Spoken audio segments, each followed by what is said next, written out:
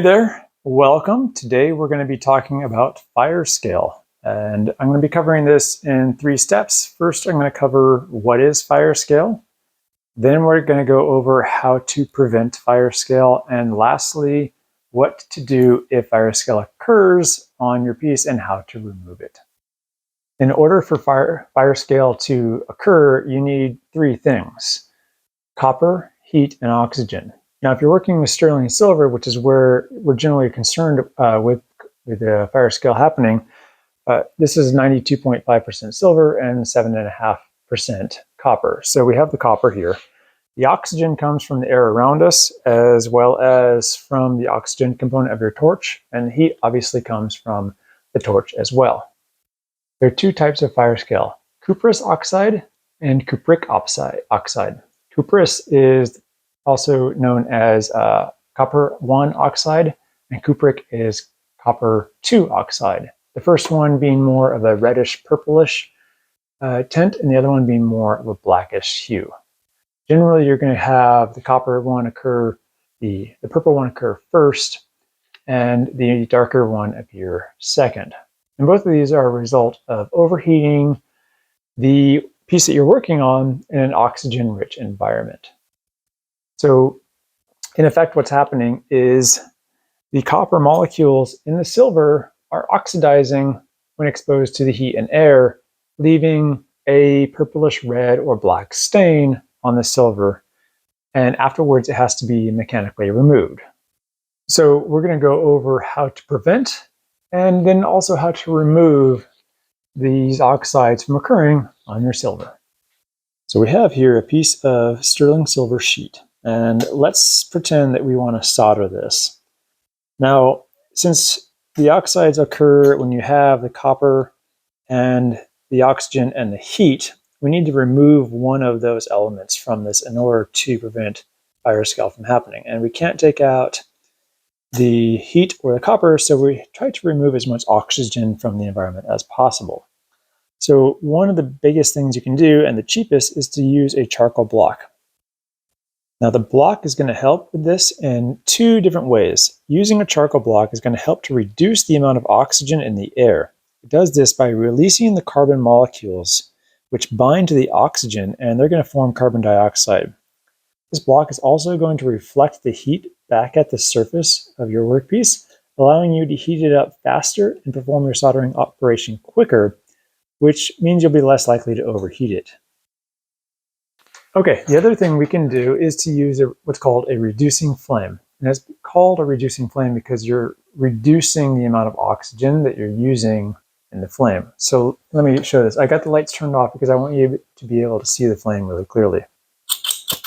This is an oxygen and propane torch. So right now I have a pure propane flame. I have not added any oxygen, so the only oxygen this is getting is in the ambient environment. Now, most of the time when we're soldering, we're going to be using a flame. It looks a little bit more like this. We've got a nice cone-shaped blue inner flame and a nice blue outer flame. So this is very hot. It's going to get our soldering done very quickly. This is great, especially if you're soldering gold or you need to get in there and get it done quick.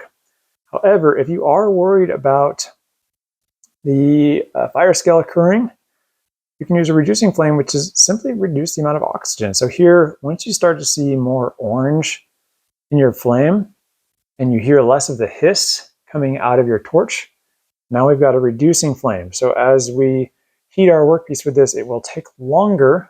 So I usually only recommend doing this if you're working with a smaller piece, but it will have less oxygen in it. So this combined with your charcoal block is going to be another way you can reduce Firescale. Third and final way, which is very common, is to use flux or some other type of barrier in your workpiece. So the third and final way to protect your piece from Firescale is to use fluxes. I have 2 different kinds that I use in my shop. This is Mighty Flux, which I just put in a dropper bottle so that I can add flux to my workpiece as I need to. And the second type of flux I use is called Firescale, and this is actually a ceramic flux coating. And the thing I'd like to point out about both of these is they're going to be used in different ways. So Firescale is actually specifically meant to be a heat shield and Firescale preventer. It is also a flux. So flux is necessary to get the solder to flow on your workpiece, but it also serves as a barrier to oxygen. Okay, for myself, I find that I need to use both of these fluxes in tandem to properly protect my piece from Firescale and also get the solder to flow. And it has to do with the way that they're applied. I'm going to show you why here right now. With normal flux, you can simply set your pieces together. Let's say, for example, if I were going to solder this piece of sheet to this other one, I can simply put some drops of flux around it, like so.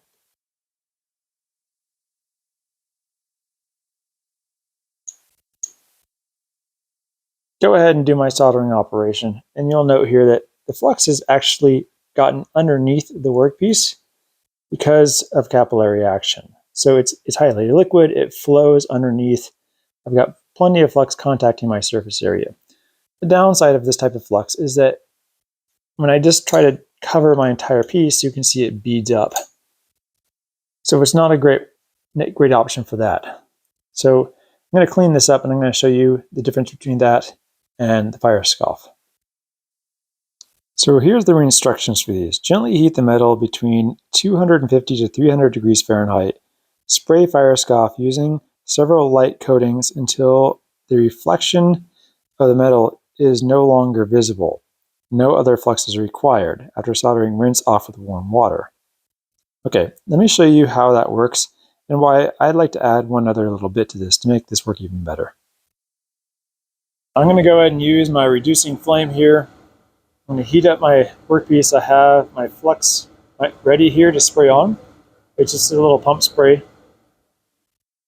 Knowing when your piece gets to the correct temperature is a bit of a guessing matter, but it's the same temperature where if you were to drop a bit of water on here, it would instantly boil up and vaporize.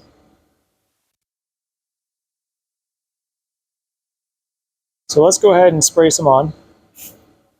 We're getting close.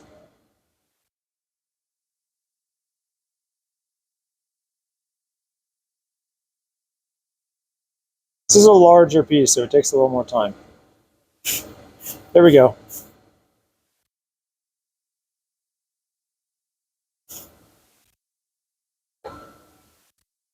Turn off the torch here.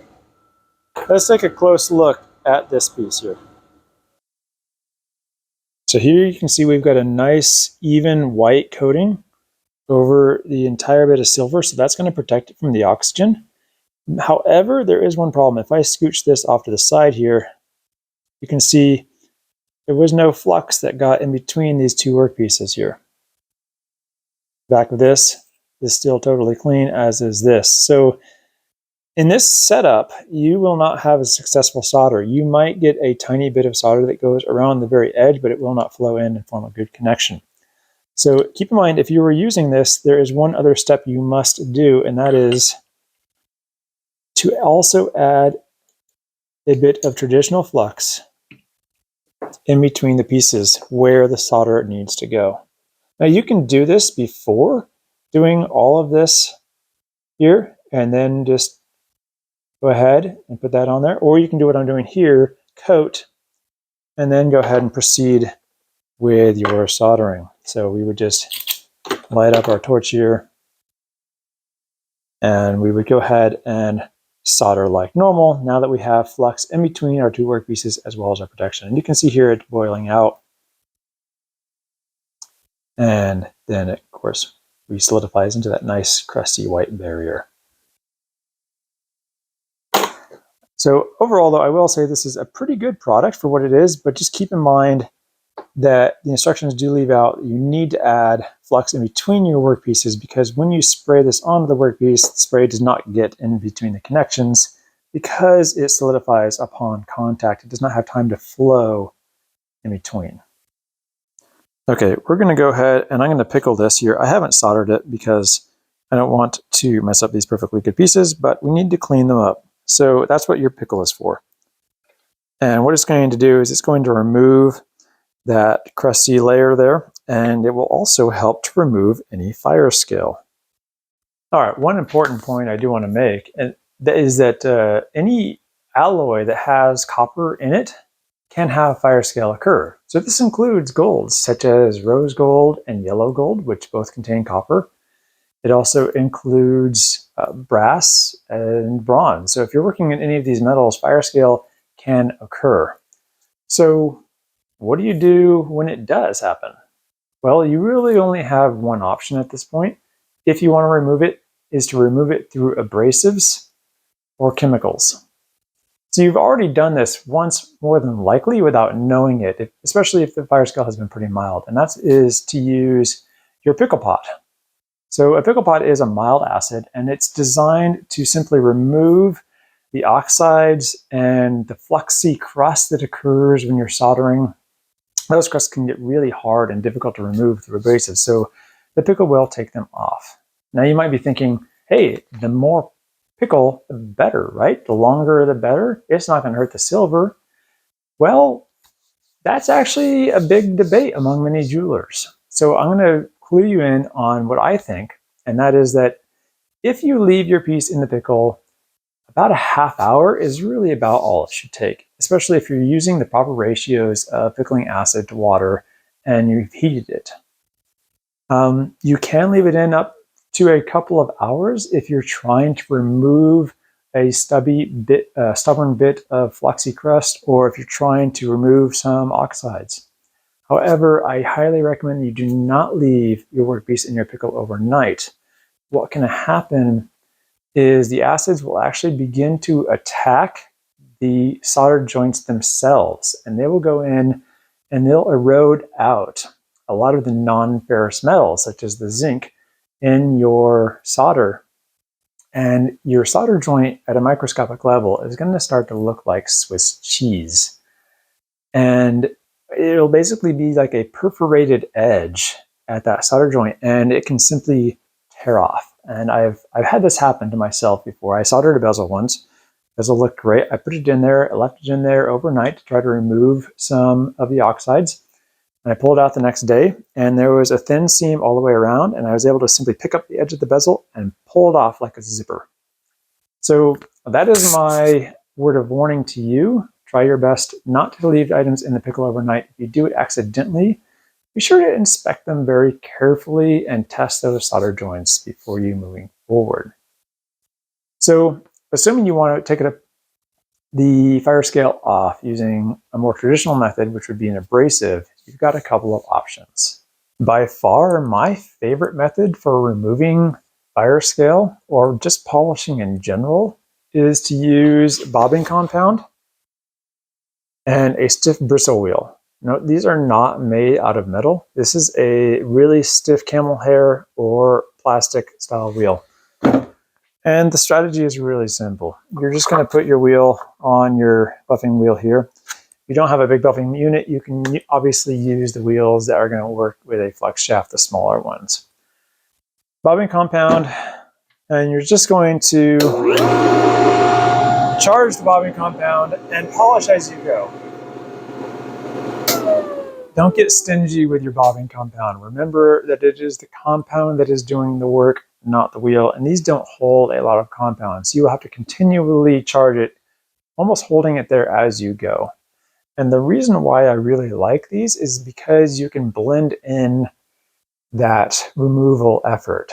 You know, if you have a little patch on the back of a piece of silver and you go in there with one of the smaller radius rubberized wheels and try to remove it, you're more than likely going to end up with an actual dent there, which is going to mess up that uniform sheen when you put the final polish on. These types of bristle wheels are broader, and if you keep the piece moving and you feather in that polishing effort to the area around the bobbing compound, you're going to end up with a much more uniform surface. So yes, bristle wheel, bobbing compound. After this, I like to move to a treated cloth here, again with bobbing compound, but the cloth being a little bit softer is going to increase the polish to a pre-polish. And then finally, you can finish the polish using an untreated muslin cloth. and your polish of choice. So it is always a good idea to remove the Firescale if at all possible, especially in areas where the Firescale might be coming into contact with skin, such as on the back of a pendant or on the inside of a ring. These places will react slowly with the acids that naturally occur in people's skin and can impart a green or black mark later as the oxides are eroded away from the metal and left on their skin.